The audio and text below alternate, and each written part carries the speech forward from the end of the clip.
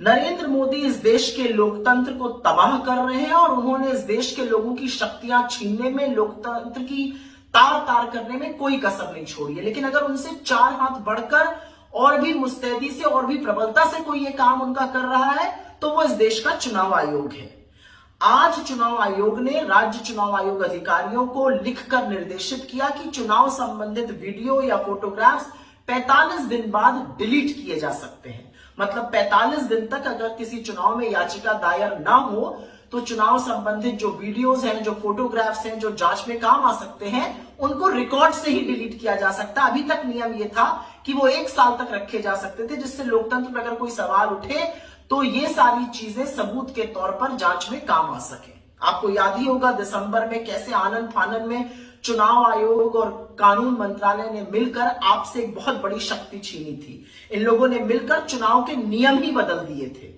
इन्होंने मिलकर ये षड्यंत्र रचा, नए कानून बनाए जिसके तहत लोगों के पास चुनावी दस्तावेज, चुनावी वीडियोग्राफ्स, चुनावी फोटोग्राफ्स अब नहीं आ सकती हैं। और अब ये कानून बनाया गया जिससे रिकॉर्ड ही डिलीट किए जा रहे हैं। नरेंद्र मोदी इस देश के लोकतंत्र का जनाजा निकालने में कोई कसर नहीं छोड़ रहे हैं, पूरी बेशर्मी से, पूरी मुस्तैदी से निकाल रहे हैं। लेकिन अगर कोई उनसे चार हाथ आगे बढ़कर इस पाप को कारगर कर रहा है तो वो इस देश का चुनाव आयोग है। इस देश का चुनाव आयोग इस देश की एक संवैधानिक संस्था है। इट्स अ कॉन्स्टिट्यूशनल बॉडी जिसकी रिस्पॉन्सिबिलिटी न सिर्फ फ्री एंड फेयर निष्पक्ष चुनाव कराना है, बल्कि यह भी है कि लोगों का चुनावी प्रणाली में विश्वास बना रहे। इन दोनों कामों को चुनाव आयोग ने पूरी तरह से तिलांजलि दे दी है।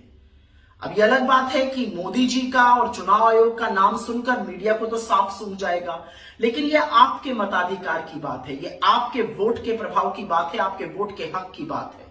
मूक दर्शक मत बने रहिए, इसका विरोध करिए, हमारे साथ अपनी आवाज को मिलाइए, क्योंकि इस देश में अगर फ्री और फेयर इलेक्शन नहीं होंगे, अगर लोकतंत्र में लोगों से हर तरह की शक्ति चुनावों में छीन ली जाएगी तो लोकतंत्र होने का मतलब क्या है।